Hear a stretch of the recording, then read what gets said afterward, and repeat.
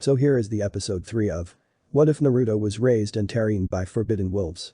Now consuming no more extra time, let's move on to the video.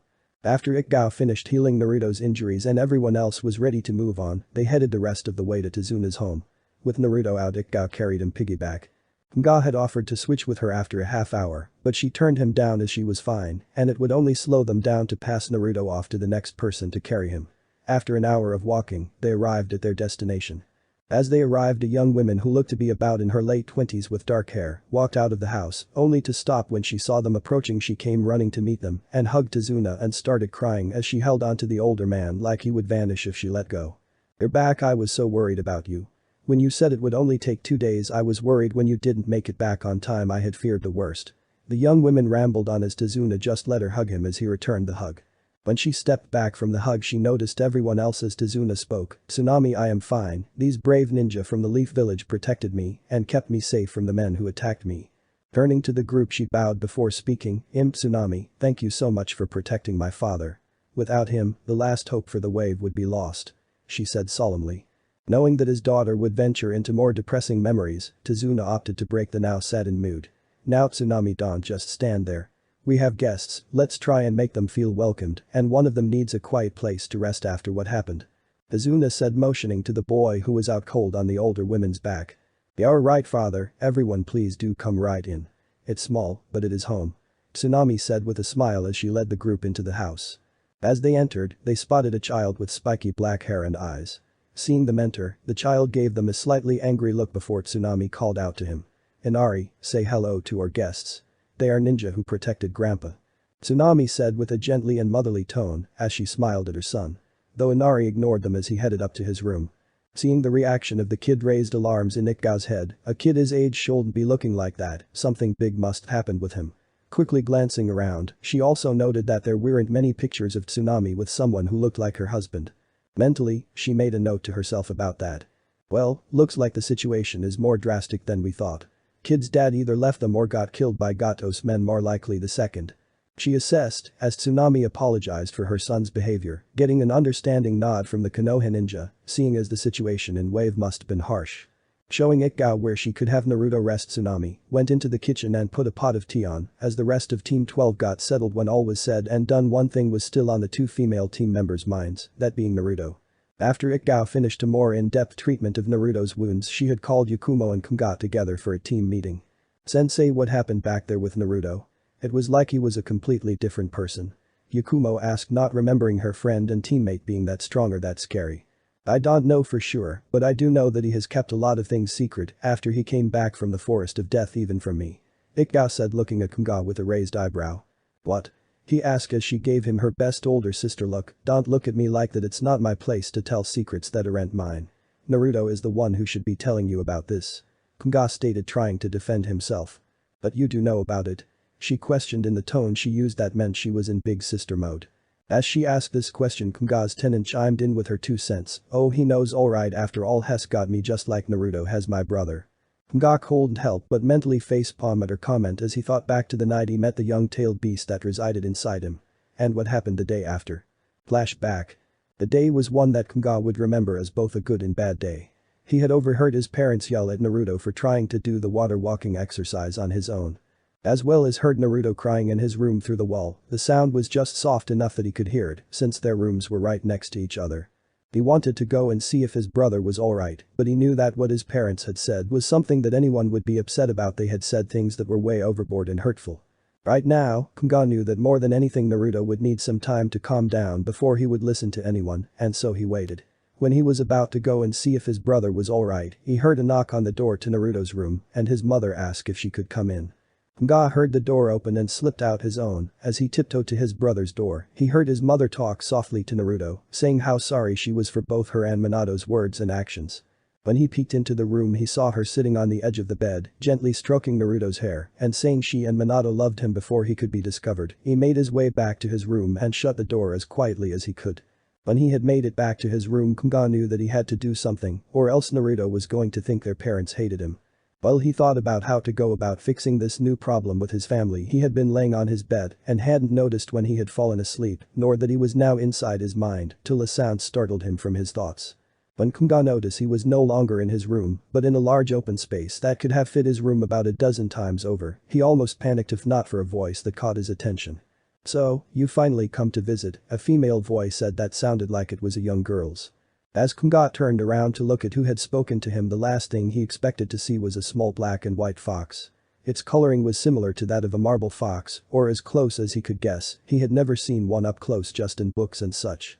However, something about how this one was colored was off. It had white tip tails and white paws, while its main body was a black color with white running down its back in a pattern, as well as a white mark the shape of a crescent moon in the center of her forehead. Kunga blinked as he didn't know how to respond. A talking fox, now that was a new one on him, but he had already met Kurumeru, and he talks, so it wasn't that far of a stretch. If anything, it would make it easier to understand her, but what did she mean finally coming to visit? He had never met her or even seen her before. Now that he thought about it, where was he and how in the elemental nations did he even get here in the first place? "So, are you going to say something or are you just going to sit there?" the she-fox questioned, snapping Kunga out of his thoughts. Who are you exactly?" Kunga asked bluntly. Who I am is a bit hard to say since I don't have a name," the young bitch said as she came closer. As his thought went into overdrive for just a second about where he could be and who this talking fox was, they just as suddenly came to a screeching halt when his mind registered her last statement. "Wait, you don't have a name?" he questioned, clearly puzzled by that fact. The fox sighed as she figured they were in for a long night. After explaining what she was and how she got here along with the fact that she was inside the seal on his body, Kunga finally was able to work everything out. Along with putting some pieces in place that made the she-fox rethink her previous assumption about being here all night. "So, you have been here since the night the Nine Tails was sealed?" Kunga questioned. "I also have all the fox's memories up till the portion of the excess chakra from the Nine Tails was sealed inside you, but whoever made the seal didn't know that when he sealed the chakra inside you, it took a small amount of your own chakra, and when it was mixed together inside the seal with the chakra from the Nine Tails, I was born," the she-fox stated. "Wait, 2 cents sealed the chakra into Naruto and the others, so how is it that I had some of its chakra sealed in me?" the newly self-discovered Jinchuriki questioned to no one in particular. "Well, whoever did it used the same type of seal that was used on your brother, if that helps at all," she said, though she knew it wasn't much to go on. "It really doesn't help because anyone who studied Fukinjutsu to the level that 2 cent did could use that jutsu just as easily," the boy said, pondering it for a split second before switching gears and changing the subject. "So, what you're saying is that you are the daughter of the Kikbi?" Kunga asked, eyes wide at the statement that the fox just made a moment ago. To which the young bitch replied, "Kind of." "And you have no name?" he asked, to which the young she-fox replied with a simple shake of her head. "Well, how about I give you one?" Kunga said, making her blink as she stared at him for a second. "You would give me a name, but you don't even know me?" she stated as she looked at him with eyes wide. "Of course, I would. Everyone deserves to have a name, even tailed beasts." Kunga paused for just a moment as his thoughts drifted to what was happening with Naruto. "Plus, I know what it's like for someone to be alone too," he finished as he stroked the fur of the young fox next to him. "And you would know this how?" she asked. "You have a family that loves you. I have seen it. When have you ever been alone?" "It's true, I may not know what it feels like personally, but when I see the way Naruto looks at the rest of the family, I get a small glimpse of what it's like for him to feel like he's alone," Kunga stated, surprising the she-fox again as she saw the look in the young boy's eyes of how bad he felt and how much he wanted to make things better for his whole family. "So, what's your plan?" the young bitch asked. "I am working on that, but I can't just sit by and do nothing. That would be just as bad as if I was a part of the problem," he said as he looked at her before he changed the subject yet again. "Now then, I believe that I said I would give you a name, so let's see, how about Hikari?" Kunga asked the young bitch. "Hikari?" she said, trying it out once as she then looked at him. "Light?" she questioned as the young boy just nodded his head. "Yup, will be a light in the darkness that helps my brother find his way back home, and as well as a reminder that when he feels like no one is there, or light will help him know he's not alone, that he has a family that loves him." The newly named Hikari smiled at that thought and replied with a deeply grateful, "Thank you." Flashback end. "Yes, I know what it was, or I should say what it is, but I don't think I should be talking about stuff that could be considered an S-class secret," Kunga stated, knowing full well what it was since he had trained to use the same thing himself, though again the color was different from both Naruto's and the Kikbi's. It now blinked for him to think that it would rate that high on the scale of classified intel, meant it was big. She knew that if anyone broke a secret of that level, it was punishable by death, worst case scenario.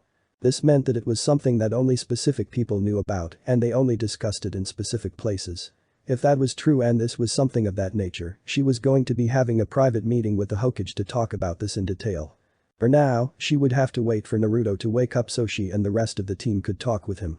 Ikao went over everything she had read in Naruto's file, as well as everything she knew about her Otanto to see if she could figure out what had happened back there, but nothing made any sense. From what she could remember, Naruto never had such an ability, and the color of the chakra was not normal. When chakra channeled into a sword or something like her chakra blade, it looked like a lighter blue color. However, the green chakra that Naruto had used was something strange to her. It reminded her of when she had seen Kushina use the Nine Tails chakra that was sealed inside her, but the color of the chakra was red, not green, and the feeling that seemed to emanate from the boy was not the same either. She knew it was somehow related to the Nine Tails chakra that he had, but she couldn't figure out how. Maybe this is something he picked up while he was in the Forest of Death. She questioned in her mind, but that didn't seem to track with the fact that Kunga knew about it and that it was similar to what she had seen her sensei use. Plus, the number tails, if it was the Nine Tails chakra, then why didn't it have the same color as before?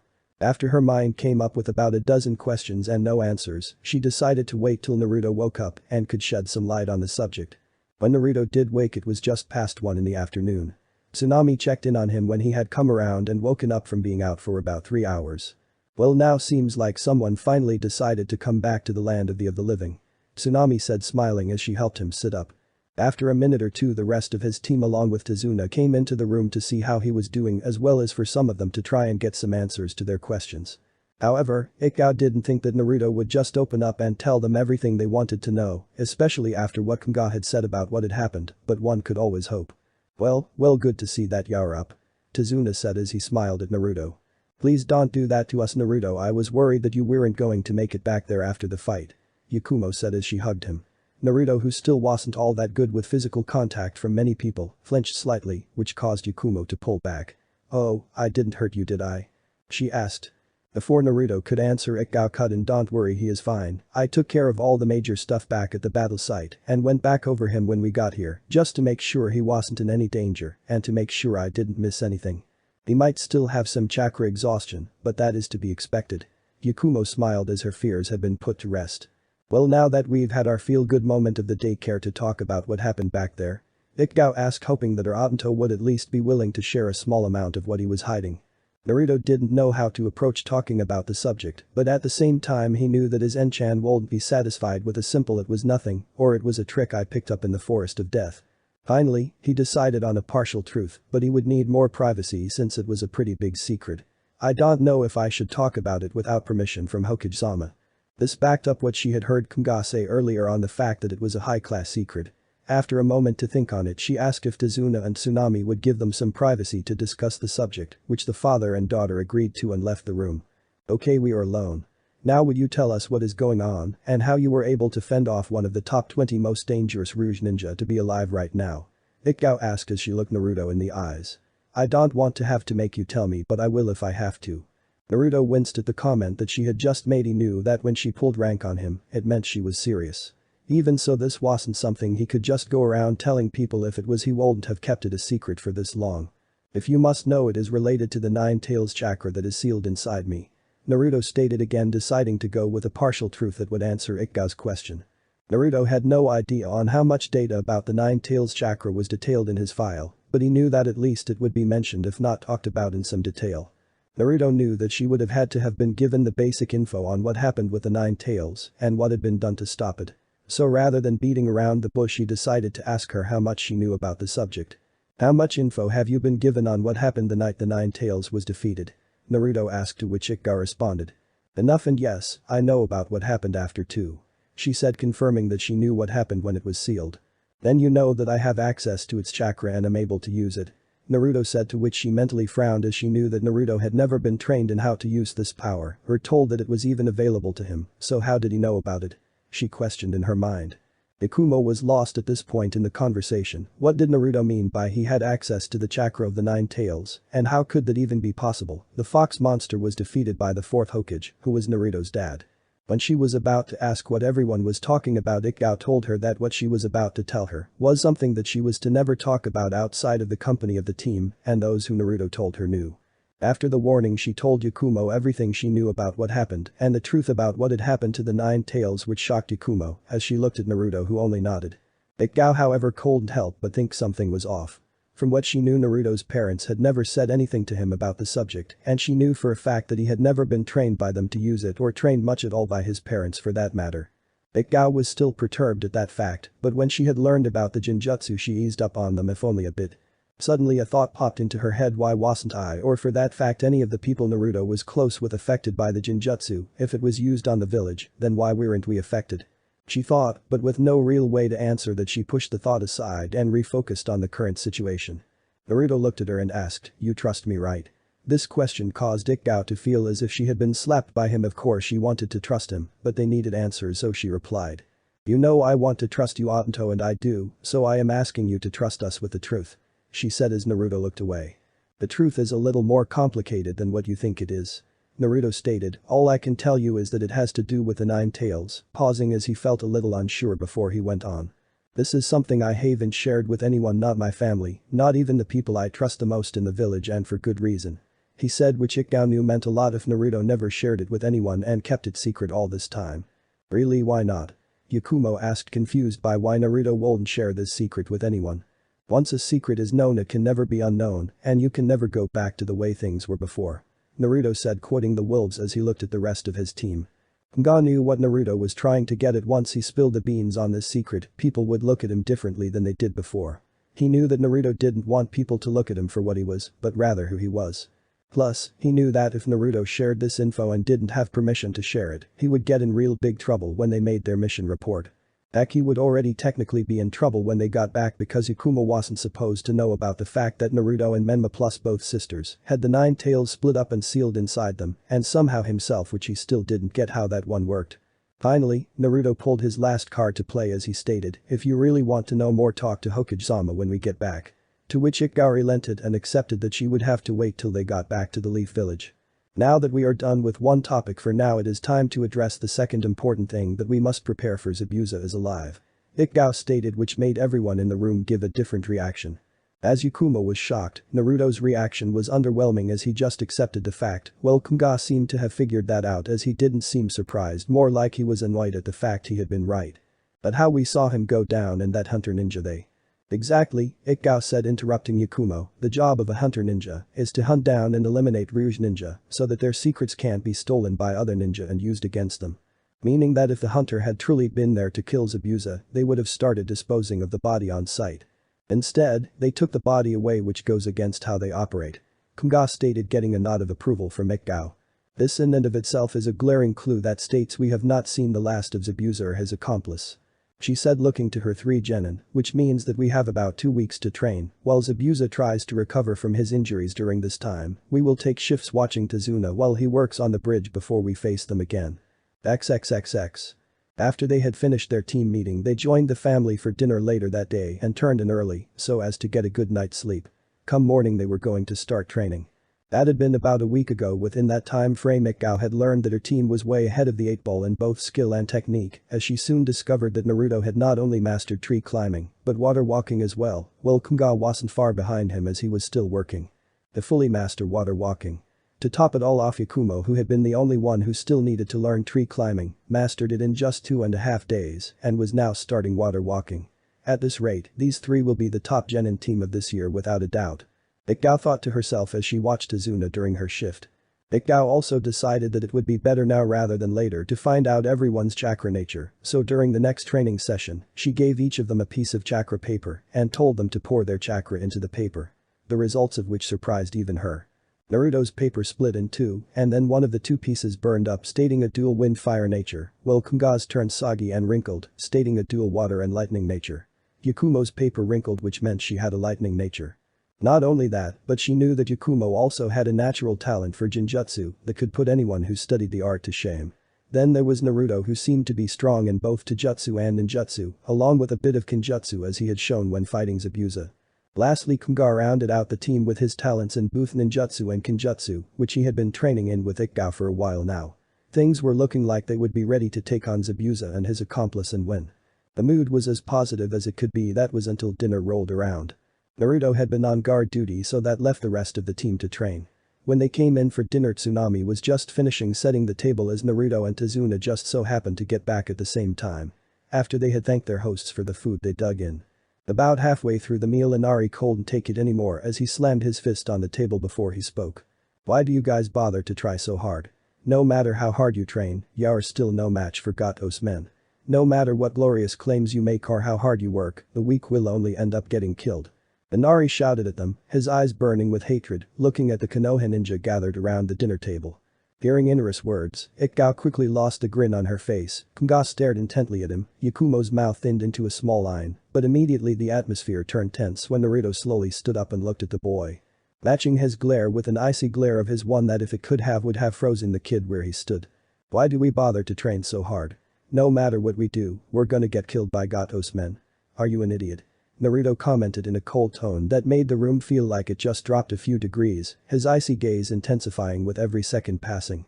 Everyone was unable to speak, never had any of them seen the blonde act like this. Inari voiced his retort. Why don't you just be quiet, just looking at you makes me sick. You don't know anything about this country. You don't know what it's like to suffer and be treated like dirt. The situation remained tense and increased even more when Naruto grabbed the kid by his collar and pointed to his headband. You see this? This isn't just a headband, this is a symbol of my dreams, my honor, and my determination. So, what if it seems hopeless? No matter what happens, I will never give up, I will never quit, I will fight to the very end. Glaring at the kid as he went on, just look at yourself whining and complaining like some little victim. You are nothing but a coward. Do you really believe you are the only one who has suffered? Newsflash kid, everyone suffers and yet here you sit waiting for someone to come and save you like it's all some bad dream you can wake up from.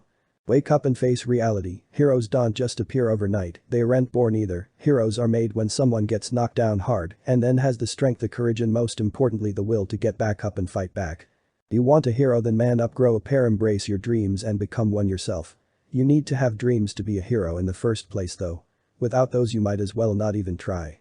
Those who don't have dreams will amount to nothing, and those who complain about their life without trying to change things will amount to less than nothing. So don't go trampling on your father's memory by saying it's useless. At least he tried to change things, that's more than most can't say they will ever do. If you won't stand up and fight, don't expect others to do it for you. You have to fight your own battles no matter how big or small. Naruto said before letting the kid go.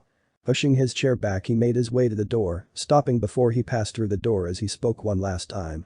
I'm no hero nor will I ever be one, but at least I am willing to embrace my dreams and fight for them. If someone like me can do it, then anyone can do it. Or maybe I'm just a fool, but you know what? He paused to look back at the boy to get his point across. I would rather be a fool than a coward. And with that he left to go off by himself, letting the door shut behind him to emphasize his point. At which Inari ran from the table and locked himself in his room. Ikgao turned to their hosts. Sorry about that, Naruto has never been one for mincing words. Izuna waved a hand saying that he didn't say anything that wasn't true. For one so young to see things like that, something drastic must have happened to him. Ikgao flinched at that as she knew what had happened as Kunga spoke up. He was ignored and neglected by most of the village, and even our own family minus me and a handful of people, until he ran away from home at 8 years old because he couldn't stand being overlooked like he was an afterthought. Tsunami gasped, her hands covering her shocked expression, while Tazuna slightly choked on his tea, saying he was lying before Kunga continued. For 4 years he lived in one of the most dangerous places that is used by our village for training strong ninja and came back alive and better off than the ninja that were sent in there by the Hokage, our father, to try and find him. My brother has been through more in 12 years than most will ever go through in 30. If it weren't for the good people who showed they cared about him and showed him kindness, he most likely would never have come back home. That poor boy. Tsunami said quietly as Tazuna just stared dumbfounded at this news. Naruto Yakumo whispered, looking to the door. So then why does he stay? Why hasn't he left already? I mean, if he has been through all that, what is keeping him from leaving it all behind? Tazuna asked, still somewhat stunned by this revelation. Because he's trying to protect the people and things that are important to him. And while there may not be a ton of them, he will go to any means to protect them along with his own family. Even though they ignored him when he was younger, he still sees them as family and therefore worth protecting. Ikgao said as she looked to the door Naruto had left through. Because that's who he is. After dinner, the team went off to be by themselves to process their feelings and what they had learned. One such person was on the roof alone with his thoughts and feelings. Looking at the stars, Kunga felt like he hadn't in a long time. The last time he had felt like this, it was a year after Naruto had run away and things had been getting worse every day. When he got like this, he knew that the only thing that would help would be music. Taking a scroll out of his back pouch, he opened it and unsealed the second seal on the paper, which produced an ocarina from the seal. As he picked up the small instrument, memories played through his head about how he had played it to help Narumi fall asleep, and when he needed to express his feelings but didn't have the words to, this instrument had helped. It had been a present from Kushina, but it soon became more than that. It had become a way to help deal with everything that had been happening over the years. As he thought about everything that had happened up till this point, he took it all, the good, the bad, and a bit of chakra for good measure, and poured it all into his music as he played. As the night sky spread out before him, Kunga played a song that he had first heard played on a leaf whistle. It was one that always seemed to help no matter the situation, and had been Narumi's favorite ever since he first played it for her. And right now he thought he could use all the help he could get. As it just so happened, he had a secret audience that was listening to the music he was making, as it seemed to wash over them. Each of them were listening from different locations, but they all were moved by the music that was being played. Tsunami was at the kitchen window while Yakumo was sitting on the deck that surrounded the house, and Ikgao, who had been sitting on the railing of the balcony that was connected to the room that she and Yakumo were set up in. It was as if the music seemed to make everything feel like it would be okay, as if the music had lifted a weight from their shoulders that they didn't even know that they had. When he stopped to take a moment, Kunga spoke up. "I know you're there, you can come on out," he said as Ikgao blinked before shaking her head at the fact of what her Otantos were able to do. As she was about to climb onto the roof, another voice was heard which caused her to freeze in her tracks. "How did you know I was listening?" Naruto asked as he walked up next to his brother. "Because I know you," he replied. "And right about now is when you would be looking to be alone with your thoughts so you can process how you feel." Naruto smirked before sat down next to Kunga and just looked at the stars for a minute with Kunga in silence, and then took out a scroll of his own and unsealed a 6-string bass. At this, Kunga smiled at his brother as the two of them started to play together. The music the two brothers made this time together was even more profoundly beautiful. It was both sad and sweet at the same time as the music washed over those who heard it. The music was moving to the point that it seemed to be overflowing from the two brothers. It was as if the music seemed to refresh the souls of those who heard it. Ikgao felt as she had when she was in the clearing and heard that women singing. The music was so moving that it felt almost too real. When the music ended, Naruto nodded to his brother as he left the same way he entered, with a body flicker. Once his brother left, Kunga smiled before he spoke out loud for the second time that night. "You can come on up now," he said, causing Ikgao to blink once again before climbing up onto the roof. "How did you know I was listening?" she asked, to which he smiled and answered. "Now that would be telling," he said, earning a playful shove from his Ni-chan, who looked at the stars with him. "That song you two played is beautiful, you know," Ikgao said, looking at him as his face sprouted a small smile at her comment. "Yeah, it is," Kunga said as his gaze remained skyward. "You know, Naruto only said what he said at dinner because he sees what he could have been like in Inari," he said, looking to his An-chan. "I know, but it doesn't make it any less hard to listen to," Ikgao said as she leaned forward before continuing. "But was it the right thing to do, or should we be more understanding? I mean, the kid lost his father permanently. Naruto still has a chance with your father. Naruto has been as close to that kid in the sense of losing a parent as one can get before death. Both parents, actually, not just one," Kunga said, pausing to let the point sink in before continuing. "It is going to take time for those wounds to heal for both of them.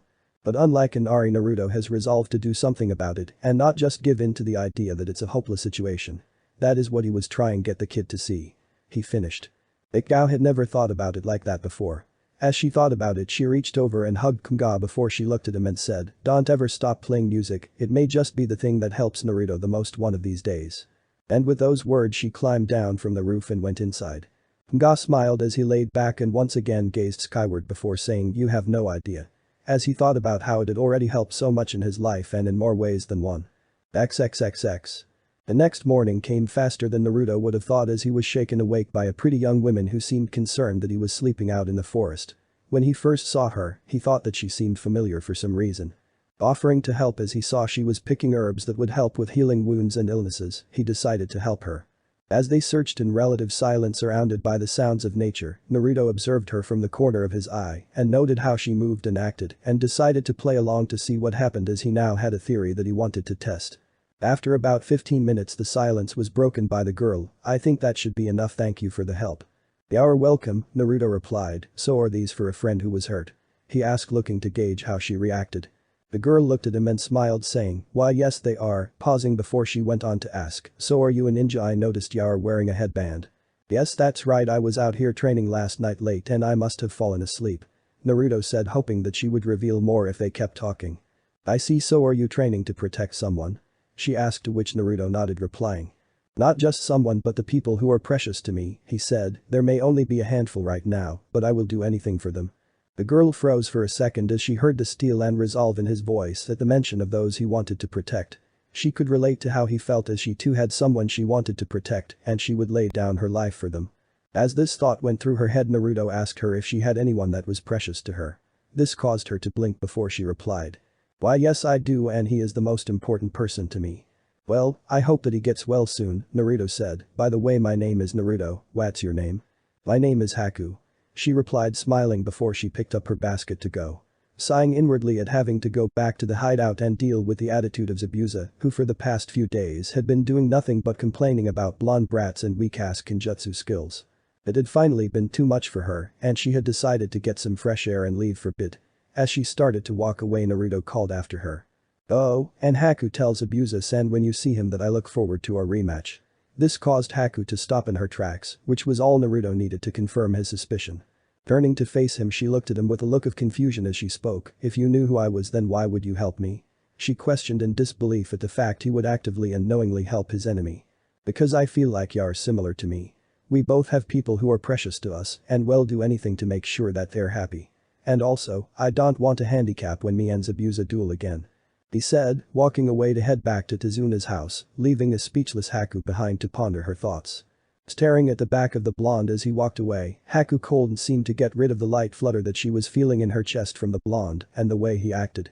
Giggling softly to herself as she left, she didn't know it, but she headed back to the hideout in a happier mood than when she left. Things after that seemed to be different. There was an atmosphere about as the team trained to prepare for Zabuza. In the time that was left, Kunga mastered water walking and was able to pick up some Jinjutsu skills, along with learning a new technique he had been studying.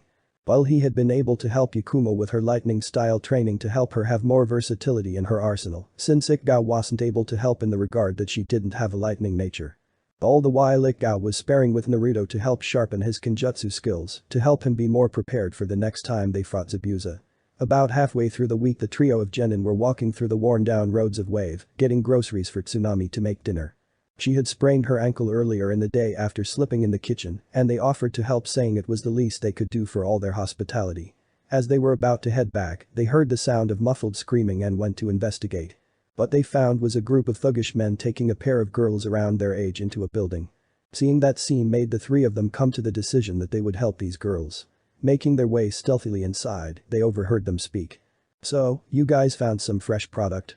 A tall and brutish-looking man said, admiring the new pieces of merchandise that was brought in. Sure it did, boss. Gato will pay quite the price for this catch, I bet. Probably been hiding all this time, but we saw them walking by themselves a few minutes ago. A tall and skinny-looking man sneered, his eyes trailing over the bodies of their new catch. Hey boss, why don't we check if they really are fresh? After all, don't want to give Gato something used, right? A short and fat man said, wiping the drool off his lips. Fine, but just don't break them. The brutish man said, walking into the back of the building as the other men started to approach the bound girls. Unable to hold herself back anymore, Yakumo was about to lunge at them, but was stopped by Naruto. She looked at him like he was nuts. They needed to save these girls before they were raped, but when she saw the look in her teammates' eyes and knew that they were going to help, they just needed an opening. Kunga was also ready to drop down and send these scum to the Shinigami himself until he felt a hand on her shoulder. This caused him to ease up if just a slight bit as he looked to his brother for the go-ahead. Waiting for the right moment to strike, and when the opportunity came he made his move and with a whispered, now. They descended upon them. To say that the fight was a bit one-sided was an understatement. As one by one the thugs dropped dead from the combined assault of the trio. Naruto took out two on his way down and a third with a well-placed kunai throw. While Yakumo caught several in a Jinjutsu and made them turn on each other. Nga on the other hand took a more direct approach as he drew his wakizashi on the way down, and with a single hand sign, he created a shadow clone as he went about cutting through the enemies in front of him. What the heck? One man shouted as he frantically scanned the room looking for a way out, his eyes settling on the group of kids who just cut their way through 15 armed men like it was nothing. He turned to run, but there was no way out, and now the trio were standing in front of him when he turned around, killing intent dripping off them as he fell to the floor, wetting himself.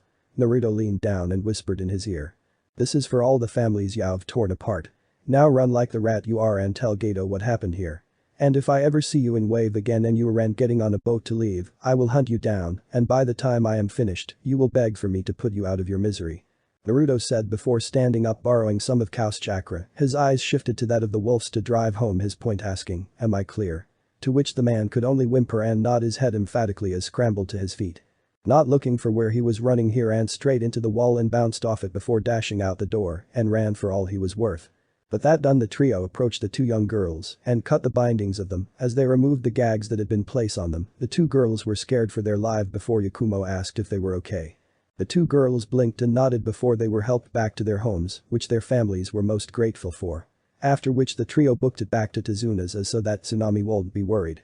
The rest of the week flew by in a blur of training and sparring and sleeping as they sharpened and honed their skills so that when they faced Zabuza and the now known Haku, they would be as ready as they could be. As Team 12's rematch with Zabuza drew closer. XXXX. After breakfast, Tazuna told them that the finishing touches to the bridge were being made and that they should be finished with it by the end of the day. Ikao noticed that Naruto was not there as he had been out late again, probably training, she thought to herself, and decided that the rest of the team would go on ahead with Tazuna to the bridge. While this was going on, Naruto was racing back to Tazuna's house, mentally berating himself for training so late into the night as it had caused him to sleep later than he should have. Trees raced by as Naruto made his way back to the house. Even though he was making good time, he knew he was still going to be late. When Naruto made it back to the house, he saw what was happening and went into action. As two men who he guessed worked for Gato had Tsunami at sword point as Inari was telling them to let his mother go. Naruto had to give the kid credit for trying to keep his mother safe. Naruto slipped behind the two men as he flickered onto the roof above the two men. Readying to strike, he found an opportunity when they both turned to the boy who had tried to strike at the two men, only to be cut into by the two men as they sheathed their swords. However, now a log had taken the place and the hit that would have ended young boy's life. Also, his mother was now gone from where she had been a moment ago. This surprised them as they wanted to know who was interfering, but this surprise cost them both dearly as Naruto used it to strike them both down. As a pair of shadow clones struck from behind. Inari was stunned that the boy was able to take out the two men without any hesitation. The young boy couldn't believe it that someone not much older than him could be so strong. Inari. Tsunami cried as she ran to her son and hugged him for all she was worth, and she wept tears of joy. As the two shared a heartfelt moment, Naruto approached, not wanting to intrude. He waited for them to finish as the two looked up at Naruto, bent down and placed a hand on Inari. "Are you two okay?" Naruto asked. "Yes, thank you so much, Naruto," Tsunami said, wiping the tears from her eyes. Looking to the young boy, Naruto spoke, "Keep your mother safe, go find somewhere to hide and keep her safe." To which the young boy nodded and led his mom by the hand as they ran off to find shelter. Not one to leave a job only half done, Naruto raced at top speed to get to the bridge so he could support his team. While this was going on, another fight was just warming up. As the face-off between Team 12 plus Tazuna and Zabuza with Haku was just starting, with the two groups in a standoff on the yet-to-be-finished bridge waiting for the other to make a move. "Where is Blondie? That brat and I have unfinished business," Zabuza questioned, seeing that Naruto was not present. "Sorry, but Hess not here, looks like you're just going to have to settle for little old me," Ikao said in a calm tone as she walked forward to face Zabuza, drawing her sword as she did. "I guess I could use a warm-up before my rematch," Zabuza said as he rolled his shoulders, loosening up for the fight to come. Without another word, a group of water clones formed and charged the group. But the flash Kunga's Wakizashi sliced through the water clones without any wasted effort as water splashed to the ground. Ikao smiled as she stepped around her Otanto and pointed her sword at Zabuza. "Now since the warm-up has been taken care of, let's dance. Haku, take care of the other two while I deal with her before Blondie shows up," he stated as he readied his executioner's blade. "You really think that girl is strong enough to take on two opponents at once? You have a lot of faith in her, huh?" Ikao commented. In terms of strength, she could be considered a chunin by ninja standards, so I would be more concerned for the two brats than I would for her, though your concern for her is almost touching," he shot back at her. "I don't need to be concerned when it comes to them, they can handle their own. After all, they're my students, and they have trained hard to get to the level they are at, so don't underestimate them, or you might just end up regretting it like you almost did last time." And with that, the fight between them began in earnest as they raced toward each other and clashed swords. Haku stood across from Yakumo and Kunga. As she readied for the fight, she knew that it wouldn't be easy for her. If these two were anything like Naruto, then it was going to be rough. Since she knew Naruto and what he could do and would do if she hurt his friends, she didn't want to kill them, so she tried to reason with them one last time. "All we want is the bridge builder, give him over to us, and you can walk away. He is the one we want, not you." "Not going to happen, he is our client after all," Yakumo said, making Haku frown behind her mask. "Take off the mask, since we know who you work with. You're not fooling anyone this time around," Kunga stated, staring Haku down. "Oh, maybe I just like wearing it," Haku replied as she moved into a combat stance. Nga and Yakumo also slipped into combat stances as they readied themselves to fight. "I am going to love removing that mask when this is over," Nga said, smirking at Haku, and with that the fight began as the three went at it. Haku found the two of them were able to more than hold their own against her. As she was caught off guard by the teamwork the two displayed as Yakumo managed to catch Haku in her recently learned jutsu. As she rushed forward before she could strike, a flash of light blinded her as she was caught in Yakumo's lightning illusion. Flash pillar. The next thing Haku knew, she was surrounded by mist so thick that she couldn't see her own hand in front of her face, she couldn't see anything in fact, or even hear a sound of the fight that was going on no more than 20 feet away. All of a sudden a thought struck her, and she took a risk, release. With surge of her chakra, she shattered the Jinjutsu and just in time to dodge the incoming hound made of lightning, which she destroyed with her water whip jutsu. As the fight went on, Haku was more and more impressed at the fact that they were as good as the swordswomen had said they were. They had even gotten close a few more times, so she decided to take things up a notch as she flashed through a set of hand signs, and with the last one a group of ice mirrors sprang up from the water at their feet to form a dome mirrors around the two genin. Secret jutsu. Crystal ice mirrors. And with those words she stepped into one of the mirrors, which then reflected her image across the dome of mirrors as a rain of senbon came from the mirrors to strike at them from what seemed like all directions. When it was finished, the two inside the dome had been cut about a dozen times each, and while none of the cuts would be lethal, they were just the beginning as Haku readied for a second strike. "It's over. This fight was mine the moment you found yourselves inside my jutsu," she said as she moved to strike again. "I don't think so," Nga said before running through a set of hand signs, Gale style. Thundercloud void wave. Haku wasn't able to change course in time before what seemed to be a black storm cloud enveloped her two opponents, and not only that, but lightning lashed out from the cloud and struck her mask, leaving a cut in it. Not only that, but another bolt singed the edge of her kimono as it grazed her leg for getting a little too close. As she retreated into the closest mirror. When she was once again inside the mirror, she found herself once again raising her opinion of the two genin that she was fighting. With this new development, anything could happen. But before both fights could continue, a streak of blonde hair exploded from the tree line as Naruto came to land near the dome of mirrors. With his kamas drawn, he took out 3 mirrors without even missing a beat as he slid to a stop next to Kunga and Yakumo. With a slight grin on his face, he looked over to his teammate and questioned. "So, you guys miss me?" Kunga couldn't help but groan at his brother's bad joke before asking his question. "Really, that's all you have to say? What took you so long to get here?" "Had to keep Tsunami and Inari safe from the brutes who attacked them, but they are fine now," Naruto responded. "Well, that's a relief to hear," Yakumo commented. Well, looks like Blondie showed up after all," Zabuza said as he went to block another strike from Ikgao's sword, but he was a bit too slow, and the blade scored a shallow cut on his arm. "You got distracted," Ikgao said as she pressed the attack to put pressure on Zabuza. "Don't you worry, you have my full attention," he shot back as he used his strength to push her back. As the two genin went at it, matching each other blow for blow, Haku now stared at the newest arrival and the damage that he had done. To be able to shatter not one but 3 of her mirrors in one strike, she questioned if she would be able to take on the 3 of them, or if she was only kidding herself for even considering the idea. However, before she could continue that train of thought, she was interrupted as Naruto spoke. "Haku, is this truly what you want?" he asked, making her frown behind her mask. "If it is, then know this, that I fully intend to fight you with everything that I have, and I won't hold back." Haku smiled behind her mask as she replied. "Naruto, know that I would expect nothing less from you than your best, and that I will give you my best too, because I too am fighting to protect someone who is precious to me." Stepping from the mirror as her jutsu dissolved, she fell into a combat stance as Naruto and his 2 teammates did the same. The battle resumed with a vigor that could only be looked at with awe. As both battles dragged on, both sides were starting to fatigue, only for them to stop what they were doing as they heard a voice call out across the bridge, getting clearer as it got closer. Well. Looks like the demon of the hidden mist turned out to be a failure." A voice sneered from the small man who stepped from the mist. As he stopped, Zabuza let out a growl. Edo had seen the last part of the battle, and to say he was displeased would be an understatement. He had hired Zabuza because of his renowned skill, but apparently a woman and a couple of kids were enough to stop him. "What are you doing here, Gato?" Zabuza yelled out in annoyance. This was clearly not part of what they had agreed to. Gato let out a laugh before he answered, "You must be an idiot if it isn't obvious. I hired you for this job because I had heard that you were a cold-blooded killer who could get the job done. I'm a bit surprised though not a single one of you is dead. You must be slipping, Zabuza, but no matter. All that does matter is that you die here, I keep your pay, and I get a nice fat bonus from the bounty office when I send your head back to the mist." At this point Zabuza sighed as he said, in retrospect, I really should have seen this coming. Haku then noted, I did say that we would have been better off if we had just killed him when we had the chance. Well, I know we're trying to keep off of the Mist's radar and all, and that you honor the deals you make, killing that scum is definitely an exception that I think would do the whole world a favor. Zabuza hummed before he turned his head to Ikgao and said, well, since our job is basically voided now, I guess it would be best to work together. Ikgao blinked before she nodded while Naruto looked at Gato with contempt. From what old man Tazuna told him, he definitely would make sure he got what would be coming.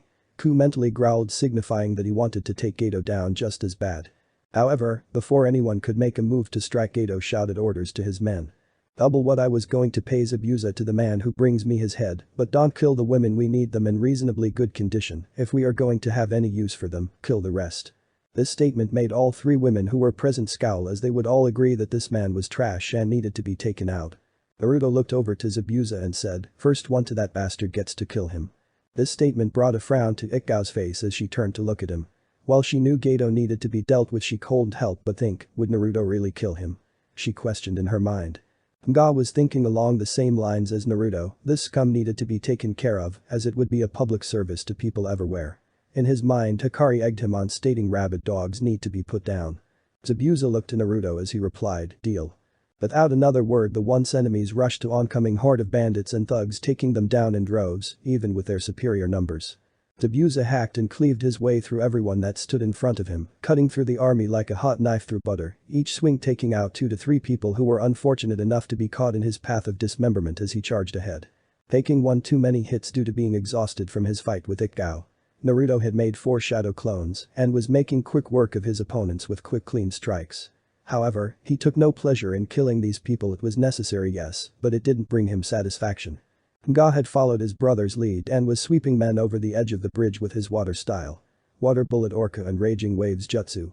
The use of so much water also drowned many of the bandits as they were washed away flood of water. This also allowed Haku to make hundreds of eye senbon, which turned many into living pincushions. Ikgao and Yakumo only fought those who came close to them and mainly watched the backs of the two brothers. After only a few minutes, Gato's army had been reduced to half, to the horror of the remaining members. Beidou in particular started shaking uncontrollably as he tried to run, only to find himself trapped between the oncoming ninja and the mob of villagers that could now be seen through the clearing mist approaching the bridge from the village. Now panicking and thinking of swimming for it, Gato turned around only to face the ones who had slaughtered his entire army in only a short time. As they drew closer, Gato started to plead for his life, not that it was worth much with what he had done with his time. Please do don't kill me. He begged, tears streaming down his face. The terror that he felt now was unlike anything that he ever felt before. Before anyone could act, Zabuza stepped forward and swung his sword, only to be shot by a crossbow bolt that hit him in the chest, causing him to stumble and his blade to changing course and cut Gato's legs off at the knee, instead of cutting him in half, before falling to the ground from his wounds as his sword left his hands clattering on the bridge. Haku dropped to his side to try and stop the bleeding. Ikumo saw where the shot had come from and sent 3 kunai sailing at the spot where the shot had come from. Her aim was dead on as a man dropped from the tree. He was peached and dead when he hit the ground. Gawhh. Gato cried out, unable to form a coherent sentence due to the agonizing pain as he tried to get away from these monsters, fear overwhelming him. He wet his pants as he saw that this was his end. As this was happening, the small army that had appeared at the opposite end of the bridge, led by Inari who was holding a bow and arrow, closed in. Naruto. We're here to protect the wave. He shouted, as the villagers behind him shouted in agreement. But they were soon quieted when they saw the carnage that littered the bridge and the surrounding water, some turning green and other losing their lunches at the scene. Azuna winced at what he knew this would do to his land's people, but he knew it was needed in order to save the wave, and he also didn't feel anything for the men who tried to take his home and his family from him. Naruto looked up at Inari's words and then back to Gato with a look of contempt for the man as he pointed to the oncoming villagers. I should kill you, as it would be a service to this village, but that's not my job. You see them, Gato? Naruto questioned as he forced the man to look at the gathered villagers, the men and women that you have been taking advantage of. They'll be your judges, your jury, and of course your executioners, but I won't expect any mercy from them. If I were you, I would hope for a quick death. And with that statement, he grabbed Gato by his collar and whispered in his ear, you're nothing but a parasite that needs to be removed from this world. With that, he hurled the now crippled man, so he landed in front of the oncoming group, breaking a bone or two from the harsh landing. There he is. One of the villagers called. Kill him. Another of them shouted. No, make him suffer for everything Hess done to us first. The villagers mobbed Gato as his screams echoed across the bridge. Haku was on her knees trying to stop the bleeding from Zabuza's wounds. Ikgao surveyed the damage with her medical jutsu and found that the damage was much worse than she would have thought. Not only from the crossbow wound which had punctured his right lung and caused it to collapse, but some of the other wounds on his body were just as bad enough that she knew he didn't have much time left. Haku cried as she begged Zabuza to stay with her, but he knew the truth, he was done for. Don't give me all that, this was always how it was going to end for me, we both knew that. He smiled before continuing, but you have a chance for a better life in the leaf, one that I could never give you. He was cut off by a cough that caused his mask to be stained red. I am your weapon, that's what you told me, right? Without you, what am I? Haku questioned with pleading in her eyes. Without me you are free to live your life. But know that no matter what you thought, you meant more to me than I would ever admit out loud, more than just my weapon, you were my Musume. Heiku's eyes widened as more tears filled her eyes at those words, before his gaze shifted to look at Naruto. You keep her safe, Blondie, cause if you don't know that, there isn't anyone or anything that will save you from me in the afterlife. Naruto nodded at his last request. I will make sure she is safe in the leaf, you have my word on it. Zabuza wheezed as he looked back at Haku, reaching out a trembling hand as he wiped the tears from her cheek as he spoke one last time. Now no more tears, Momachus are strong. I'm just sorry it took so long for me to tell you for what you truly meant to me, Haku, my Musume. With those last words the light faded from his eyes. As his hand fell from her face he breathed his last. Haku buried his head in Naruto's shoulder as she cried. He stood still as he hugged her, which she barely noticed as she let out all her emotion for the one she lost. XXXX. After the fight was over and Gato was dealt with by the people of Wave, the group of ninja was led to Gato's hideout by Haku. They found that the man had left the place mostly unguarded, except for a skeleton crew who were not expecting to be attacked. They were dealt with quick and clean before the whole place was scoured for anything that was of value. Turns out Gato had kept most of the valuables he had taken along with deeds to land that the people of Wave once owned. The place also had several girls who had been taken and were scared when they first saw the ninja, but when they found out that they were being freed, they cried tears of joy as they were taken back to the village where they returned to their families. The rest of the loot, deeds, and items of value had been sorted and logged. When they met with the village elder, they gave him the deeds and money that had been taken and also told him that Gato's shipping business was now in need of new management if the Wave wanted to take it over. The elder thanked them as they had no idea how much this would help the Wave get back on its feet. The elder had offered to pay them a bonus, but Ikgar refused, saying that they had already been paid enough and that the money should be used to help rebuild Wave Country. She however didn't tell him that she had already taken enough money from what had been at Gato's hideout for an A-rank mission, but that bit was kept between her team, Haku, and Tazuna, who said it was the least they could do as well as give them what had been promised originally, since it was only right. Tazuna also offered for them to continue to stay at his home until they were ready to travel. The day they left, the whole village came out to give a send-off for the ninja who saved them from Gato, as the small group now crossed the newly named Great Naruto Bridge and headed for the leaf. As they left, Haku asked why Naruto had left Zabuza's sword behind. To which he said that it wasn't for him to take, it had been left to mark Zabuza's grave. Naruto also commented, "He's going to need it for our rematch in the afterlife." The trip back to the leaf was much smoother than it had been on the way to Wave, but that was to be expected. Once they arrived and told the guards on duty that Haku was with them, they headed straight for the Hokage's office to make their report. Ikgao was dreading this as it would be one heck of a report. Once they finally made it to the Hokage's office, they waited as he was going over another team's mission report. When the door opened, Naruto saw his brother and sisters walk out of the room along with Kakashi. As per usual, Narumi tried to glomp onto Naruto's arm and he sidestepped her. The two teams exchanged greetings, while Menma commented that they had probably come back to report about how Naruto was useless on the mission, to which Kakashi face-palmed as he knew what had happened to Ikgao during Team 12's test. Narumi and Mito did however ask who they had brought with them. Naruto introduced Haku to his siblings before they were called into the Hokage's office. When they entered, Minato was slightly puzzled as to why they had brought a young girl with them who was not a ninja. Team 12 and guest ready to make our report, Hokage-sama, Ikgao said calmly. Minato had his eyebrow raised at the statement made by Ikgao, as it was not normal for anyone outside the team and specific people like him to be part of these debriefings, but told her to continue as his eyes glanced toward Haku to look her over and then back to Ikgao. One mostly true mission report later minus a lot of very important details. So, you mean to tell me that you broke procedure and carried out the mission regardless of the danger that was present? Minato said, his voice growing slightly colder as he neared the end, causing a bead of sweat to drop down the heads of everyone present. Yes, Hokage-sama, Ikgao said as she was sure that she was about to have the book thrown at her in the verbal sense. Ikgao. Mission protocol states that in the event that a mission isn't what was requested, the ninja who took the mission are to immediately return back to the village and blacklist the individual that requested it. You brought 3 genin who haven't had any experience with missions outside of the village on an A rank mission that cold cost them their lives. He said as his voice rose slightly, not only that, but you would have me believe that not only did they agree to go along, but insisted on it. At this Naruto stepped forward and looked his father square in the eyes before saying, if you doubt her words have Inoichi come in and mind walk her memories that will show you that she is telling the truth. Stunned by his son's words, Minato was shocked to say the least as his son stared him down. We were the ones who broke protocol.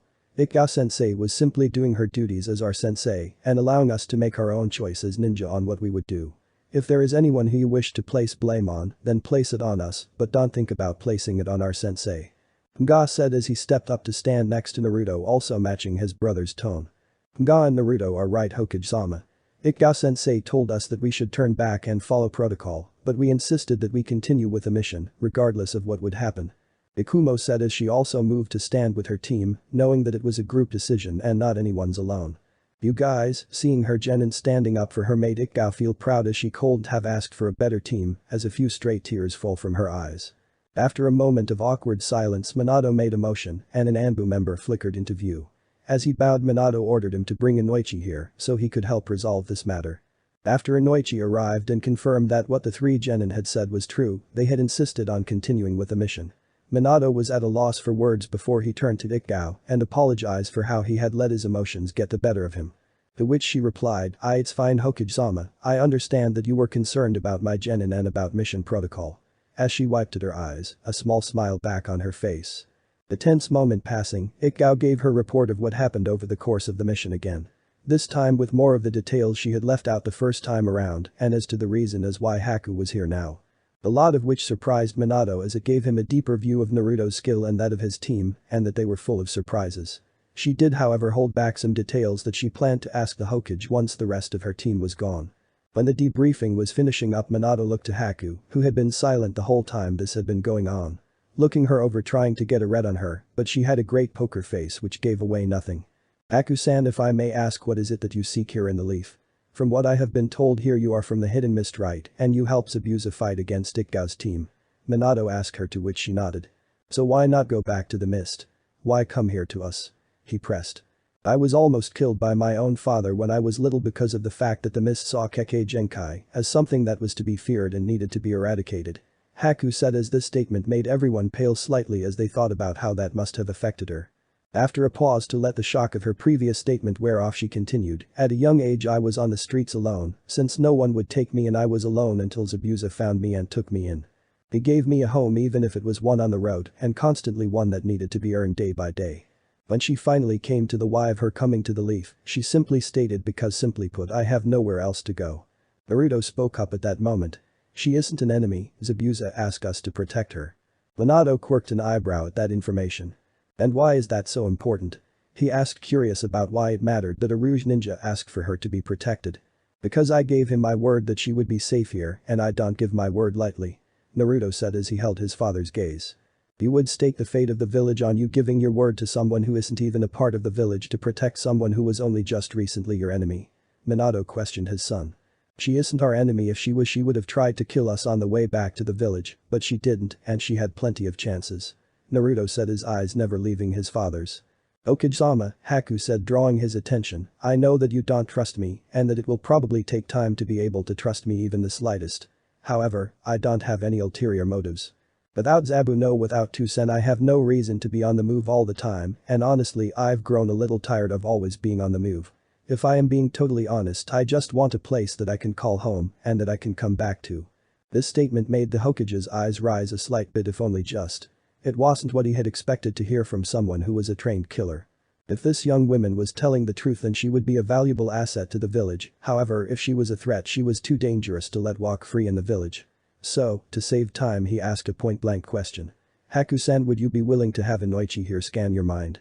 Haku didn't even hesitate as she responded, if that is what it takes to prove that I am telling the truth and that I have no ulterior motives, then yes, I will. At this remark, Minato motioned Inoichi forward as Haku was asked to sit in the chair she was standing next to. She sat and relaxed as Inoichi placed a hand on her head. For a long time, the room was silent as Inoichi used his jutsu to mind walk through her memories and see if she was also telling the truth. When he had finished he looked to Minato and replied. She isn't lying, he said before continuing, she also had numerous chances to kill your son's team while they made their way back here, just as Naruto said, I don't believe she is an enemy. Minato was again surprised by this young girl. She not only wasn't lying, but she was being sincere about wanting to join the Leaf. Someone who would switch villages like she was doing just seemed to put him on edge, but then again could this girl really call the mist her home with the way she was treated there? And what's more, did he even have a right to judge her for what she was doing? As that thought happened, another ran through his mind, the same could be said for Naruto. If he had done what this girl was doing right now, would he blame him for it? Heck, Naruto had every right to up and leave the Leaf just like this girl was doing with the mist, and he would be justified in doing so in the eyes of the Land of Fire. If not for the people who showed Naruto they cared, he would have most likely left and never looked back. Minato's mind created an image of Naruto meeting this girl on the road, and the two of them, having felt like they knew each other, went off together and eventually got married and started a family away from the Leaf and the mist, and were happy that they found each other. That thought both made Minato feel sad and happy at the same time. This girl was so similar to his son, she had been treated horribly by the village that should have been protecting her and training her to be a ninja so she could protect herself. However, her situation was not because of someone manipulating people's minds, but their fear of things they didn't understand. Minato knew that the mist viewed Kekkei Genkai as dangerous and that anyone who had won needed to be wiped out. Yet somehow this girl had managed to not only survive but make it out of that place, all thanks to the kindness of someone she knew nothing about at the time. Will things ever get simpler, or are we just making them more and more complicated? Minato thought as he sighed and gave his answer. Haku-san, welcome to the Leaf. At these words Naruto's face broke into a genuine smile, not the ones he had put up to make people think he was okay. Minato couldn't remember the last time he had seen Naruto smile a genuine smile like this. Haku bowed at this and replied. Thank you Hokage-sama for allowing me to join the Leaf. I will need you to fill out some paperwork that will help with registering you as a resident of the Leaf and will need a first and last name. Well, you already know my first name. As for my last name, it will be Mamachi, just like Toussaint said. Haku replied, to which Minato nodded and filled in the information. Minato told her that she was going to be under observation and supervision from an Anbu squad for an unknown period of time. She accepted, knowing that it was justified, given what he knew of her background was next to nothing, besides what had happened in Wave. As for where you will be staying, I believe that we can find a place for you to stay for the time being, until you can make some money.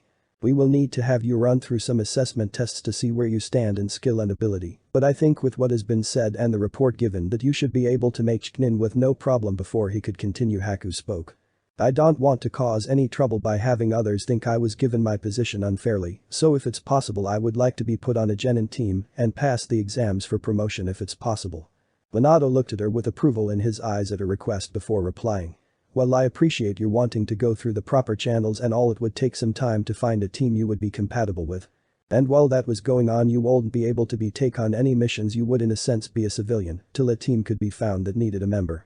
Minato said, only to be surprised when another person who had been silent this whole time simply listening to the report given spoke up. If I may, I think that we can solve two problems at once with a simple solution that would help everyone. Orochimaru said as he was now the attention of everyone gathered. I purpose that we place Haku on your son's team as a way to not only have her kept under watch, but also since their team has already fought against her, they would be the most logical pairing as they would know her fighting style as well. And it would not only allow her to go through the proper channels to advance when the time comes, but it would also make it possible for her to earn money and afford a place to stay. The Snake Sannin proposed. Minato had to admit that it made a lot of sense, but would it work? He had known of teams that had 4 genin on them before. It didn't come up often, but it had happened enough that it wasn't uncommon. But it was one thing to learn how to fight against someone, but to be able to take that knowledge and use it in the reverse was something completely different. Only genin level shinobi were even known to be able to do such a thing, and it was difficult even for them, but to expect it from a group of genin. Minato's thought suddenly came to a screeching halt as a realization hit him. He was underestimating the capability that his son's team had already shown, especially if what Ikka reported was true. In fact, it had been that exact same underestimation that had made almost everyone in the academy believe that Naruto was nothing more than an average shinobi at best. But then again, that was one of the shinobi's greatest tools, deception. Naruto had been deceiving most of the other students and many of the instructors in the academy for most of his time there. Most of the ones who figured he was holding back were those who were much more observant. After a moment's pause to get his thoughts in order again, he had finally made his decision and addressed those gathered. Haku-san, I am assigning you to Team 12 as its fourth member, you will report to Ikgao as your sensei from here on. Minato said as he looked at Ikgao, do you have any objection to this? Ikgao smiled as she answered, not at all Hokage-sama, in fact I think it will make it much smoother for Haku here to adjust to life here in the Leaf, as well as allow others in the village to get to know her better and not instantly see her as an outsider. Haku smiled back as she bowed to Minato and thanked him, taking her headband. With that, the mission report was over and they were free to go. Naruto asked if the team wanted to go out to eat, to which Ikgao declined as she said she still had some stuff to discuss with the Hokage. Naruto figured it was about what she had left out of her report but didn't pry as it was her business, not his. As the now four teammates walked out of the Hokage's office, Minato's eye shifted from the door to Ikgao. Okay, what is it that you want to talk about? Minato asked, to which her reply was. Best if you have some tea brought up for us, we're going to be a while. At this, Minato passed a hand over his face and groaned as he could feel another headache was in his future. Outside the Hokage tower, the four of them ran into another team who was out and about. Oh, hey you guys, you just get back from a mission? Chimjai asked as he munched on a bag of chips. Hey Chimjai, Shikamaru, you know what's up? Kunga replied as Team 10 stopped to chat, where's Asuma-sensei? That's off doing who knows what in his spare time, after all it's our day off. Ino said as she noticed that a new face was among the members of Team 12, so wo's the girl with you guys? Oh, right, this is Haku-chan, the newest member of Team 12 and newest resident of the village. Yakumo stated as the members of Team 10 were somewhat stunned at that. Wait, she just arrived here and is already a ninja? Shikamaru questioned with utter shock on his face. Oh, well, thing is she has been trained since she was little by a Rouge ninja who ended up helping us. Kunga said, scratching the back of his head with a goofy grin on his face, not wanting to go into too much detail. Wide. The three members of Team 10 exclaimed in unison as their expressions of shock were priceless. After a short explanation to Team 10, they were both shocked and impressed to say the least. Hey, I have an idea.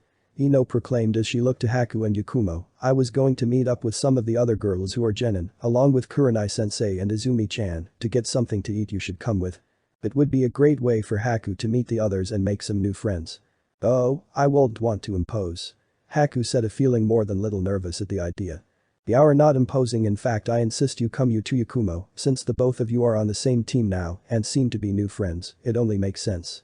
Ino stated before she grabbed both their hands and lead them off, calling back over her shoulder to Naruto and Kunga, hope you don't mind if I borrow your teammates for a bit. Thanks. Hey Ino, wait. Shikamaru called, but it was too late. She was off and there was no stopping her. Aw man, what drag. Hey Shika, I was wondering if you would play some shogi.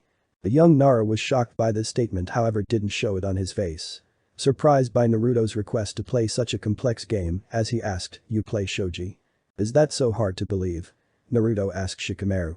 The young Nara genius thought about that and found that in all the time he had known Naruto, he really didn't know too much about him. In fact, all he really did know was that he was one of the 5 Uzumaki siblings and that he ran away from home when he was 8 and lived in the Forest of Death until he came back to the village recently.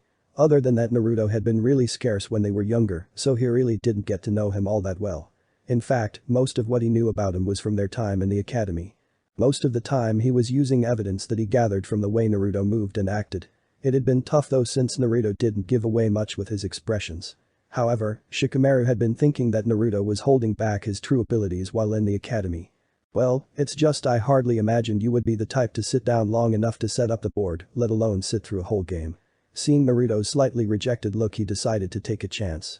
Well, since I was just going to watch clouds this afternoon, I guess I can play a game or two. Taoji, take them to the spot while I go get my board. I have the winner. Kunga chimed in. Once again Shikamaru was surprised but found it to be a bit refreshing. Taoji smiled as he showed the two brothers to their favorite cloud watching spot. Hey Naruto, you guys met Haku in Wave, right? At this, Naruto nodded as Taoji continued, she seems really nice. She is, but she just lost someone close to her, so she is going to need some time to get used to things around here. Hopefully this little outing with the girl's idea that Ino had will allow her to make some more friends and help her to open up to others. He replied as the three of them headed off to the spot Shikamaru had mentioned. XXXX. Haku was nervous. She had never hung out with other girls before. Before she had joined Naruto's team, her life was training with Zabuza as his weapon. Now she found herself sitting in a restaurant waiting for the rest of the girls to show up. Looking over, she saw Mito looking at the dessert menu with her face scrunched up in a thoughtful way. Ino smiled at Haku. So, how did you and Naruto happen? This question not only drew the attention of both the Uzumaki sisters but Izumi as well as Hinata, who was wide-eyed at this. Aku blushed slightly at the memory of their first encounter. Naruto and me, what do you mean? Ino watched the girl across from her to study her reaction and had to admit she had a great poker face. Oh, so you're not an item then? I mean, from the way you were looking at him outside the Hokage Tower, I just assumed that you two were together. No, it's nothing like that, we're just on the same team and he was nice to me when he didn't have to be. This caused most of the girls sitting at the table to blink. Naruto. The same Naruto, who was always off who knows where and was never around much. The one who was always distant when in class and always seemed to score average on his tests. The same Naruto who managed to sneak itching powder in the Anbu laundry and is the self-titled prankster Prince of the Leaf. This statement caused Mito and Narumi wonder what had happened between the two of them. It also caused them to be a little jealous of how her and their brother were closer than they were and a little shame at how they treated Naruto in the past. They were snapped out of their thoughts when Ino called and waved to Sakura, who arrived together with Kurenai in tow. After a round of introductions they were all seated and started to talk as they looked over the menu. So, Hakuyara Leaf Ninja now? Sakura said as she had seen the leaf symbol on a metal plate fastened to her black choker. Aku nodded politely. She could see Sakura was trying to figure out what this girl was doing here. How did that happen? She asked, to which Haku told them how she met Naruto and how she came to be here now. When she was finished, Sakura scoffed. Why would you protect a bastard like Zabuza anyway? Haku restrained herself and growled out, he took me in when no one else would. For that the least I could do was fight for him. You can't tell me you expect every mission you go on to be for some noble purpose. Ninjas are hired to kill the innocent, protect crime lords, and steal for the greedy every day. You're lucky to have been born and raised in a village that has a semblance of moral standards. The speech had a profound effect on girls around her. They each thought what it would be like to be sent on such a mission. It is true that as ninja we have to do some distasteful things. I can only image what you've had to do to survive, but you're a leaf shinobi now, Haku, and the past is in the past, right Sakura? Kurenai was trying her best to defuse the situation. It wouldn't be fun to explain to the Anbu why a fight broke out in the middle of a restaurant between the two kunoichi. Sakura blinked as she was brought back from her thoughts and sighed before she replied, sorry, I didn't mean to cause trouble. After the waiter came and took their orders, he brought their drinks and left.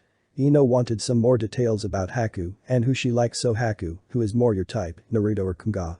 This question caused both Haku and Hinata to nearly choke on their drinks as they both took a sip while both the Uzumaki sisters stiffened at the question, not sure on how to take it.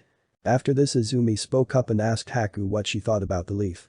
Haku answered that she hadn't seen much of the village yet since she had just arrived with Naruto and his team since they got back. Ino, being the great gossip queen she is, wanted more.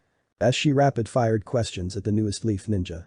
Haku felt a little uneasy but answered as best she could. After they finished their meals they paid and Sakura left mentioning something about she had something to do while the rest of the group walked down the market street. It then came to Ino's attention that since Haku came to the leaf village with next to nothing, she didn't have a proper wardrobe. After Ino mentioned something about how Haku would look nice in the dress a mannequin was wearing, Haku admitted to only having her combat kimono and the pink one that she was currently wearing. At this, Ino gaped before replying. That simply won't do. Taking Haku by the hand. She soon found herself being dragged into the store and having various articles of clothing thrust into her arms by the blonde and told to use the changing room. After entering, Haku grimaced as she had never much been into fashion, but apparently Ino was. Resigning herself to her fate, she stripped off her kimono and tried on one of the outfits and walked out for the rest of the girls to see. The girls all gave her 2 thumbs up and Ino handed her a new outfit. One by one she tried on new outfits as the girls all gave her their thoughts. This went on for about an hour and by the time they were done, Haku had several new outfits. When they got to the checkout counter, Ino said she'd pay for it since Haku didn't have any money to speak of. I can't accept this, you guys already paid for my meal, but this is too much. Haku tried to protest, but Ino held up a hand stalling her before replying. No, I simply won't have one of my friends going around the village and on missions with only 2 changes of clothes. Haku finally caved after a bit more convincing from the group and allowed Ino as well as the rest of the girls to chip in and help pay for her new wardrobe. XXXX. Naruto was playing like he always did since he'd had a lot of time to play when he was living with the wolves. When he wasn't training with them, he hadn't had a lot of stuff he could do in the way of fun. Playing mental shogi and or go with Ku had been one of the few things he'd been able to do.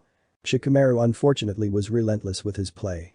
Naruto was no slouch, mind you, since he had been playing for almost just as long. But it seemed like Shikamaru would always know what Naruto was up to. Any ploy he seemed to come up with, Shikamaru would counter it with merciless precision. They had played 4 games total. Two had been Naruto versus Shikamaru, and the other two had been Kunga and Shika. Shikamaru had beaten Naruto game 1 in the second, although it had been much closer it had still been a loss. Kunga had lost one game and tied the second game. As for this match it was shaping up to be the same as the last one. Naruto had more pieces, but Shikamaru had better position. Shikamaru had to admit he was impressed, the brothers were definitely not beginners. He was surprised however by the strategies they would employ. The skill that both were showing was that of veteran players. This was shown by the way they were thinking 15 to 20 moves ahead. Of course, Shikamaru tended to think 25 to 30 moves ahead. However, Naruto was surprising him, every now and then he would make a move that would catch him off guard. Even now Naruto was catching him off guard with his latest move. Naruto had just made a move that would force the game to end in a stalemate. Shikamaru looked at Naruto with a curious expression. "Why did you do that, Naruto?" Naruto smiled. "I may not win this time, but neither will you. I figure if I'm going down I'll take you with me." Daoji was beside himself. Nobody in their age group or even their seniors at the academy had beat Shikamaru, let alone force him to a stalemate as both the brothers had. Even Asuma-sensei was hard-pressed to beat the young Nara. Matter of fact, the only person that consistently beat him was his father. After Kunga and Shikamaru had finished another game that ended in a draw, Shikamaru decided to ask a question that had been nagging at him for a long time now. "Naruto, why did you always leave when we were little?" Naruto fumbled the piece he was about to move, thankfully he didn't drop it. He put the piece back in its place and looked up at Shikamaru with a raised eyebrow. "Why do you want to talk about something like that?" Naruto asked, confused at why Shikamaru would want to talk about that. Shikamaru thought over his response before answering, "Well, it's just that when we were younger you would always leave, I thought we were friends." Naruto shook his head at this. "We are friends," he said before making his move. "The reason I left all those times was that Menma showed up and I knew that you were also friends with him and I didn't want to cause problems between you guys." Shikamaru was a bit confused, but he decided this was a time to dig for info since he didn't know a lot about why Naruto would leave when they were little. "Why would it matter if we were friends with your brother or not? We're friends too, right? We all should have just hung out together," he said, making his next move. "If I had stayed, well, Menma and I don't get on well and it would have just ended up causing problems for everyone," Naruto said as he made his next move. Shikamaru's focus was split between both the game and the conversation. On the one hand he could drop the subject and move on, or on the other hand, he could ply Naruto for more information. Naruto happened to pick up on this and decided to try and use it to his advantage as a way to distract Shikamaru. As the game went on, so too did the conversation, until with one final move, and that's checkmate, Naruto declared, to the shock of both Shikamaru and Choji. While both stared in shock, Naruto just flashed a goofy smile at them. "Looks like you let yourself get too absorbed in the conversation, which let me sneak in and topple your king," he said, never losing his smile. At this, Kunga burst out laughing and was joined by the rest of them as they couldn't help it. Shikamaru whipped at his eyes as he congratulated Naruto on his well-deserved win. The game board was almost reset when Naruto finally noticed how late it was getting. He turned and to Shikamaru and thanked him for the games and said that they would have to play again sometime, or maybe next time they could play Go. If Shikamaru wanted to change things up, Naruto said he would enjoy either one. After that, Naruto and Kunga left for home, know that their mother would be wondering what was taking them so long. XXXX. The next day Minato was in his office, lightly hunched over his desk, hands folded in front of his face with his elbows on the desk. He went over the meeting with Ikgao, which had lasted much longer than he had thought it would. Flashback. "What is it that you want to talk about?" he asked as Ikgao sat down in one of the chairs in front of his desk. While tea was brought up for them, she took a minute to compose her thoughts as she sipped her tea before asking her question. "How much have you told your children about the night the Nine Tails was sealed?" Minato blinked at that as he and his wife hadn't told their children much about what had happened. The only facts that they told them was that he stopped the Nine Tails from destroying the village. And that he had split the chakra and soul among 4 of the siblings, since a tailed beast can't be destroyed. Other than that, they had never told them anything more than that. "Not much, in fact. We have only told them that they have the chakra of the Nine Tails split among 4 of the siblings, so as to keep the village safe," Minato stated. Ikgao was a little surprised that the siblings had been told about what Minato did to keep them and the rest of the village safe. She would have thought they would keep it a secret, but it seemed that they made the right choice by telling them the truth, as it would have been worse for them to find out suddenly. "Why do you ask?" he questioned her with worry on his face as he took a sip of his tea. "Well, it would seem that Naruto performed a feat that I have only ever seen Kushina-sensei be able to do, but it was different from hers at the same time," she commented before continuing. "Not only that, but your son used said technique during his fight with Zabuza." "This ability, what did it look like?" Minato questioned, now curious about what had happened. It was as if chakra was pouring from his body to wrap him in it almost like a cloak. It felt like the Nine Tails chakra, but it was somehow different. Not only that, but the chakra was a vibrant shade of green, if that means anything to you, she said as she went on describing what she had seen. Also his eyes turned from their normal blue to a yellowish color, and Naruto's face turned more anima-like. To say Minato was shocked would be an understatement, but he hit it well. What Ikao had just described was a technique that only a true Jinchuriki could do, as his wife had told him when he had seen her use the tailed beast cloak. But the color of the chakra was all wrong, and when she did it her eyes looked like the fox's. However, now many things that she had told him about during the mission report that seemed too good to be true were now seen in a different light. As he now had all the information. Minato knew that he would need to talk to Kushina about all of this. As this news was not only a shock but something that begged a question. Who told Naruto how to use the chakra of the fox, as well as who had trained him in its use to begin with?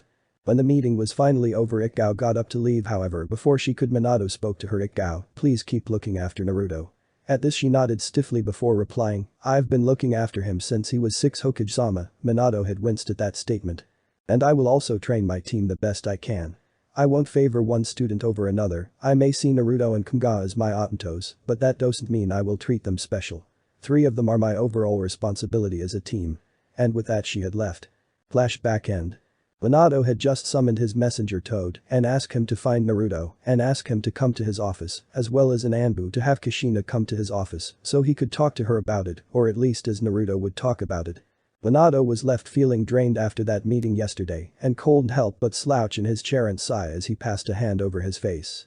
For being a literal ninja genius, he could be really dense when it came to certain things.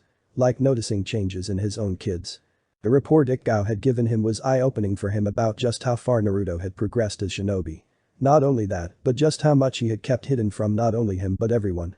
And, he said, Jinjutsu or not, I've really screwed things up. You can say that again, kid. Minato blinked and turned toward the window and saw his teacher, Jiraiya, the Toad-Sannin, standing there with his arm crossed. Sensei, when did you get back? He said, as Jiraiya walked further into the office. Just now, he said, had to check in on my information network and see if any of my sources had any news for me. Anything that I need to know about? He asked the Sannin, who sighed as he leaned against the wall. I've been hearing some whispers of that group of high-rank missing nin, he said, making Minato frown before he replied. The Akatsuki, right? That's them, though I haven't been able to find out what their goals are or much about their members. They have been taking high-rank missions for the highest bidders. Minato sighed at that. Anything else? He questioned, but Jiraiya just shook his head. Nope. But my contacts are keeping an ear out for anything on them. If they get any new info, they'll tell me, he said, and Minato nodded. Right, Minato said, before he gave Jiraiya a serious look. Sensei, I want you look into Danzo as well. Jiraiya blinked at that, but then sighed. What did the old bastard do now? He asked. We, and by that I mean myself, Kushina and Hiruzen-sama, all suspect him of being responsible for the Jinjutsu that caused most of the village to neglect Naruto, he said, causing Jiraiya to arch an eyebrow slightly. What makes you think that? He asked. Mizuki, a recently discovered traitor and a former Chunin instructor, had managed to manipulate Narumi into stealing the Forbidden Scroll for information he promised her while you were gone, he said, making Jiraiya worried. He hinted that a mummy was the one behind the village's neglect of Naruto. Jiraiya frowned at this, knowing that nickname pointed towards the old warhawk for sure, as many of the ninja and even civilians had referred to him by that. It's gonna be tough, Minato, Jiraiya warned. Danzo is the type of guy to hide his tracks well. It'll be difficult to get proof that he was behind it. Minato nodding in understanding. Just do what you can, he said, and the Sannin nodded. Also, there's something else I need to tell you about and tell Kushina when she gets here. Jiraiya perked up at this, listening intently as he spoke. I believe that, somehow, he said, pausing to order his thoughts right, Naruto has somehow become a true Jinchuriki. It was quiet in the office as Jiraiya stood there with eyes wide, mouth slightly agape, and looking at his favorite student like he had grown a second head. For a full minute nothing happened. Minato was about to wave a hand in front of his sense's face to see if he had accidentally broken him. Or at the very least snap him out of it. Blinking, he shook his head. I am sorry, Minato, you wanna run that by me again? He said, I think my ears are playing tricks on me. Minato sighed a bit before another voice came from the office balcony. Me too. Kushina said, looking like she had just been slapped. Minato sat back in his chair as he proceeded to tell them everything that Ikao had told him about the mission her team had gone on and the ability Naruto used when fighting Zabuza. Jiraiya blinked at what he had just been told. What a minute did you say green chakra? He said, and Minato nodded. Kushina was stunned by this news. She couldn't believe that one of her children had somehow become a true Jinchuriki. Suddenly the conversation with the fox had come back as something he said went through her mind. Naruto left for more than one reason. Could this have been one of the reasons her son had run away? This is something I never heard of before, the Sannin said. If somehow, Naruto has become a true Jinchuriki to something that was born out of the Kyubus chakra, if any of the other villages find out about this, they are gonna start sending spies to figure out what it is has become host to. Minato and Kushina both paled at that. There was no doubt that if the other hidden villages find out that the leaf had somehow acquired a new Biju that was sealed in the sun of the Hokage. This news was bound to give the village and Naruto problems if it got out. This is it for today, to be continued.